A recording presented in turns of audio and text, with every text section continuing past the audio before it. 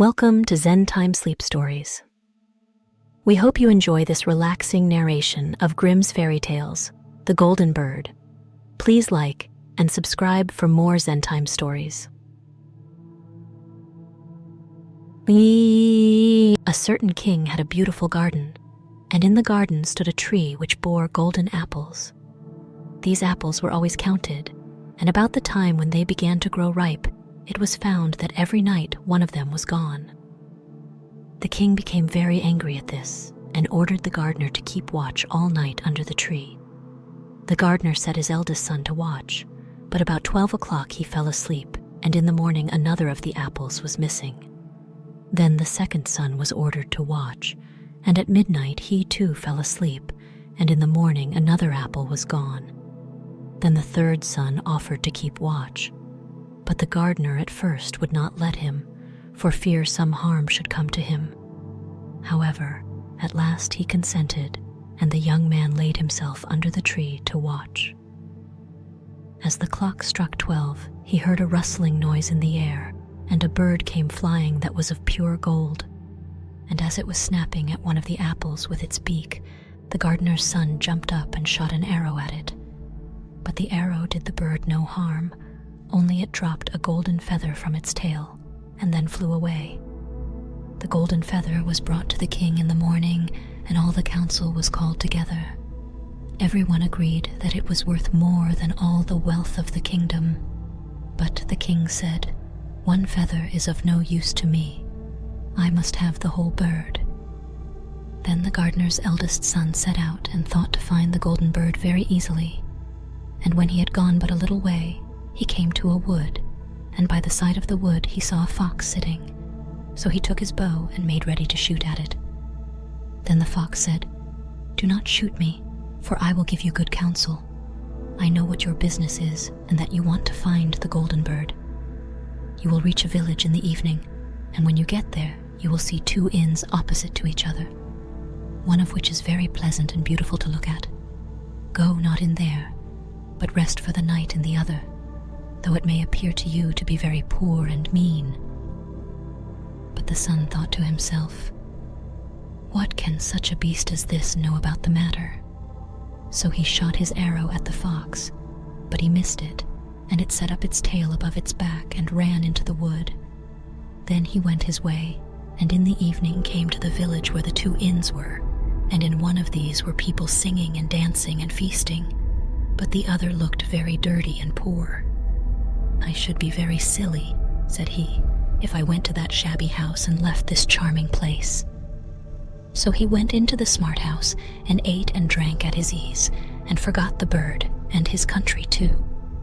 Time passed on, and as the eldest son did not come back, and no tidings were heard of him, the second son set out, and the same thing happened to him. He met the fox, who gave him the good advice, but when he came to the two inns, his eldest brother was standing at the window where the merrymaking was, and called to him to come in, and he could not withstand the temptation, but went in and forgot the golden bird and his country in the same manner. Time passed on again, and the youngest son too wished to set out into the wide world to seek for the golden bird. But his father would not listen to it for a long while, for he was very fond of his son, and was afraid that some ill luck might happen to him also, and prevent his coming back. However, at last it was agreed he should go, for he would not rest at home. And as he came to the wood, he met the fox and heard the same good counsel. But he was thankful to the fox, and did not attempt his life as his brothers had done. So the fox said, "Sit upon my tail, and you will travel faster." So he sat down, and the fox began to run, and away they went over stock and stone so quick that their hair whistled in the wind. When they came to the village, the son followed the fox's counsel, and without looking about him, went to the shabby inn and rested there all night at his ease. In the morning came the fox again, and met him as he was beginning his journey, and said, "Go straight forward till you come to a castle, before which lie a whole troop of soldiers fast asleep and snoring. Take no notice of them, But go into the castle and pass on and on till you come to a room where the golden bird sits in a wooden cage. Close by it stands a beautiful golden cage, but do not try to take the bird out of the shabby cage and put it into the handsome one, otherwise you will repent it." Then the fox stretched out his tail again, and the young man sat himself down, and away they went over stock and stone till their hair whistled in the wind. Before the castle gate, all was as the fox had said. So the son went in and found the chamber where the golden bird hung in a wooden cage, and below stood the golden cage, and the 3 golden apples that had been lost were lying close by it. Then thought he to himself, "It will be a very droll thing to bring away such a fine bird in this shabby cage." So he opened the door and took hold of it and put it into the golden cage.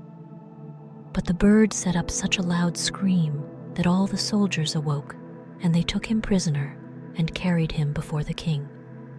The next morning the court sat to judge him, and when all was heard, it sentenced him to die, unless he should bring the king the golden horse which could run as swiftly as the wind.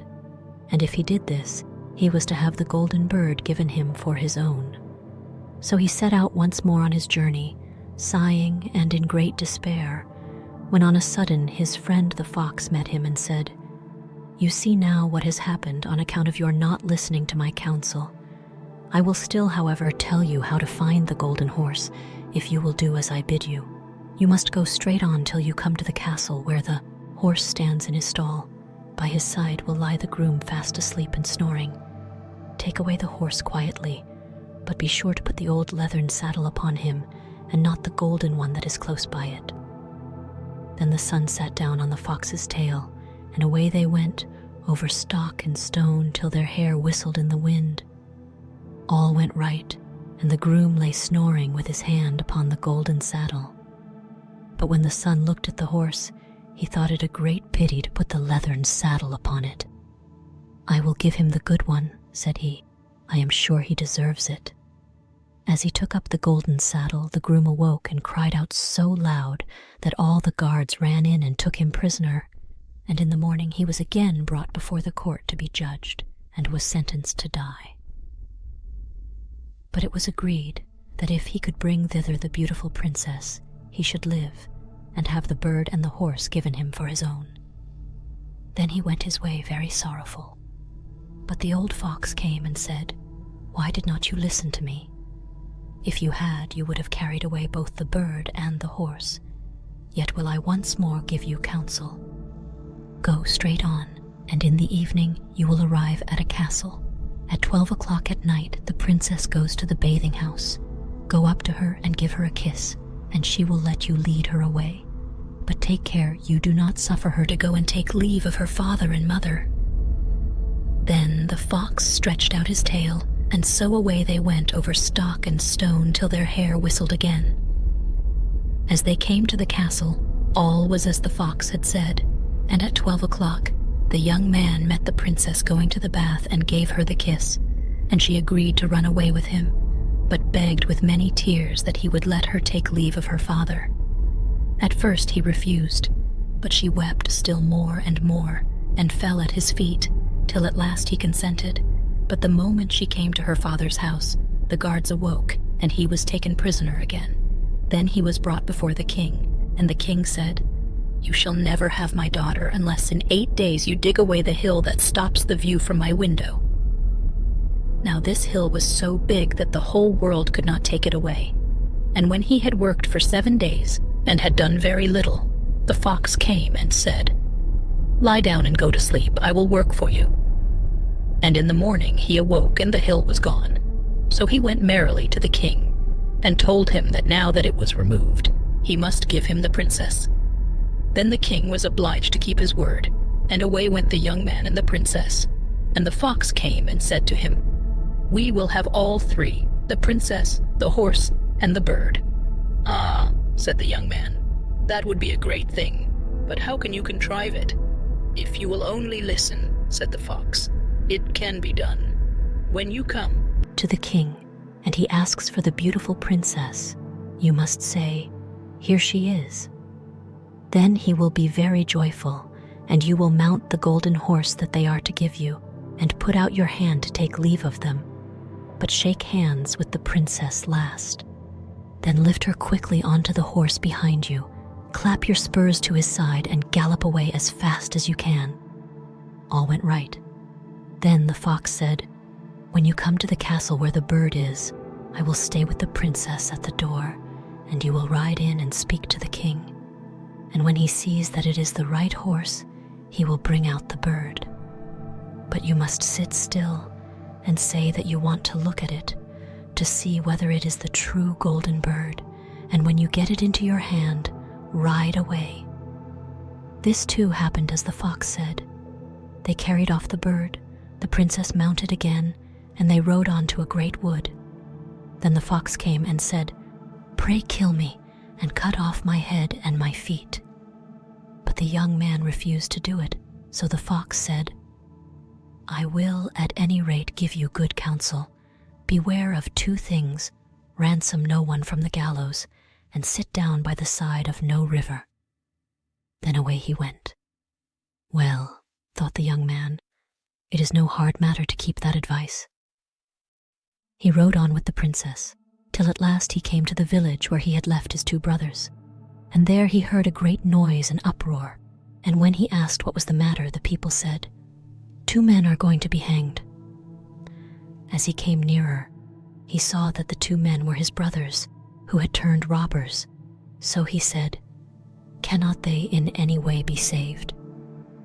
But the people said, "No, unless he would bestow all his money upon the rascals and buy their liberty." Then he did not stay to think about the matter, but paid what was asked, and his brothers were given up, and went on with him towards their home. And as they came to the wood where the fox first met them, it was so cool and pleasant that the 2 brothers said, "Let us sit down by the side of the river and rest a while to eat and drink." So he said, "Yes," and forgot the fox's counsel, and sat down on the side of the river. And while he suspected nothing, they came behind, and threw him down the bank, and took the princess, the horse, and the bird, and went home to the king their master, and said, "All this have we won by our labor." Then there was a great rejoicing made, but the horse would not eat, the bird would not sing, and the princess wept. The youngest son fell to the bottom of the river's bed. Luckily, it was nearly dry, but his bones were almost broken, and the bank was so steep that he could find no way to get out. Then the old fox came once more and scolded him for not following his advice, otherwise no evil would have befallen him. "Yet," said he, "I cannot leave you here, so lay hold of my tail and hold fast." Then he pulled him out of the river and said to him, as he got upon the bank, "Your brothers have set watch to kill you, if they find you in the kingdom." So he dressed himself as a poor man, and came secretly to the king's court, and was scarcely within the doors when the horse began to eat, and the bird to sing, and the princess left off weeping. Then he went to the king, and told him all his brothers' roguery, and they were seized and punished, and he had the princess given to him again. And after the king's death, he was heir to his kingdom. A long while after, he went to walk one day in the wood, and the old fox met him, and besought him with tears in his eyes to kill him and cut off his head and feet. And at last he did so, and in a moment the fox was changed into a man, and turned out to be the brother of the princess, who had been lost a great many years.